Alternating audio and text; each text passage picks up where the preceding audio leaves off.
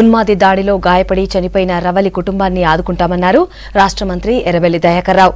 మృతదేహానికి హైదరాబాద్ గాంధీ హాస్పిటల్లో post mortem చేశారు. అక్కడ రవలికి నివాళులర్పించి కుటుంబ సభ్యుల్ని పరామర్శించారు ఎర్రబెల్లి. ప్రభుత్వమే అన్ని రకాల వైద్య ఖర్చులు భరించిందని చెప్పారు. నిందితుడిని శిక్షించేందుకు అన్ని ఆధారాలు కోర్టుకు సమర్పిస్తానన్నారు.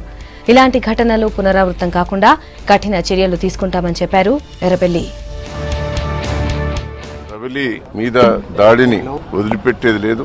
మన ముఖ్యమంత్రి కేసీఆర్ గారు కూడా చాలా సీరియస్ గా ఉన్నారు. అది కూడా ఫ్రీ ట్రీట్మెంట్ కూడా మొత్తం కూడా ప్రభుత్వమే భరించినట్టు ముఖ్యమంత్రి గారు కూడా ఆదేశాలు ఇవ్వడం జరిగింది. రవలిని ఎవరైతే పెట్రోల్ దాడి చేశారో వదిలిపెట్టేది లేదు. చట్టరీత్యా అన్ని తీర్ల చర్యలు తీసుకుంటాం. ఇటువంటి సంఘటనలు కూడా మళ్ళా జరగకుండా కట్టుదిట్టం చేయాలనేదే ముఖ్యమంత్రి గారు ఆదేశించడం జరిగింది. రవలి కుటుంబ సభ్యులు ఆ తల్లిదండ్రులు కూడా మొదటి నుంచి కూడా నాకు సన్నిహిత వ్యక్తులే. నా మాట మీదనే అన్ని తీర్ల వాళ్ళు ఒప్పుకోబడుతున్నారు. ఆ కుటుంబాన్ని అన్ని తీర్ల ఆదుకుంటాం. ఆ కుటుంబం కూడా నాకు బాగా సన్నిహితం. రాబోయే రోజుల్లో ఇటువంటి సంఘటనలు జరగొద్దు, అసలు జరగకుండా అసలు శిక్షించాలనేదే తల్లిదండ్రుల కోరిక అని కూడా ఈ సందర్భంగా ఆ కోరికకు ప్రభుత్వం మేమందరం కూడా కట్టుబడి ఉన్నామని కూడా సందర్భంగా.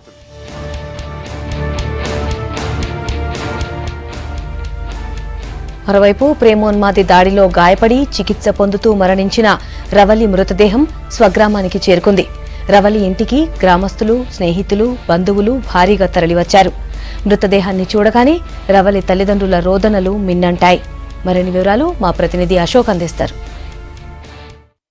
ప్రేమోన్మాది పెట్రోల్ దాడిలో గాయపడ్డ రవలి 7 రోజుల తర్వాత మరణించింది. ఆమెను మరణం తెలుసుకున్న గ్రామస్తులు కన్నీరు మున్నీరుగా విలిపిస్తున్నారు. ఒకవైపు విషాద ఛాయలు నెలకొన్నాయి. ఈ నేపథ్యంలో ఆమెను అంత్యక్రియలు నిర్వహించడానికి ఈ స్వగ్రామానికి తీసుకొచ్చారు. స్వగ్రామం వరంగల్ రూరల్ జిల్లా సంగం మండలం రామచంద్రపురం గ్రామం. ప్రస్తుతం మనం రామచంద్రపురం గ్రామంలో ఉన్నాం.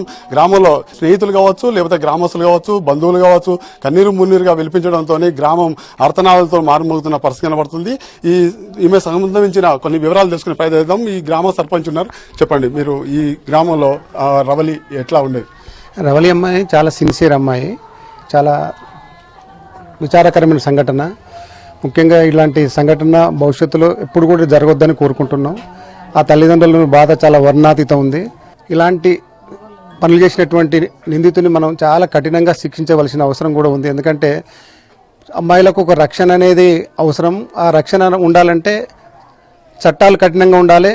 వెంటనే శిక్షలు కూడా తొందరగా అమలయ్యేటట్టు జరిగి ఆ నిందితుని కఠినంగా శిక్షించినట్టయితే వాళ్ళకు కూడా ఒక భరోసా ఉంటుందని నా అభిప్రాయం అండి. ఇది పరిస్థితి మొత్తానికి గ్రామంలో ఇలాంటి సంఘటనలు కూడా దృష్టి అని అంటున్నారు. మీరు చెప్పండి అమ్మా, మీతో ఎట్లా కలయిక ఉండేది? ఆమె ఫ్రెండ్లీగానే ఉండేది. ఇలాంటివి చేస్తారని మేము అనుకోలేదు. ఆయన కూడా అంటే మా స్కూలే, కాకపోతే ఇట్లా వేస్తాడు అనుకోలేదు. అతన్ని శిక్షించాలి. వేరే ఆడపిల్లకి ఇలాంటి జరగకుండా చూడాలి. ప్రేమికులు అంటే సహజంగా ప్రేమించుకుంటారులే. ఇలాంటి చెయ్యాలనే దాడి చేసి ఇలా చంపాలని ఒక దాన్ని పెట్టుకొని అమ్మాయిని ఇలా చంపడం ఇది చాలా బాధాకరం. ఆ అమ్మాయికి జరిగిన శిక్షే అబ్బాయికి పడాలని మేము అందరం కోరుకుంటున్నాం. దయచేసి అలా జరిగేలా చేయాలి. ఇది పరిస్థితి మొత్తానికి. ఈ ప్రేమ అంటే కలయికగా ఉండాలి తప్ప ఇట్లాంటి దాడులకు పాల్పడొద్దు. మహిళలకు రక్షణ కల్పించాలని కోరుతున్నారు. వీడియో దుర్గప్రసాద్తో అశోక్, పిస్క్ న్యూస్, వరంగల్.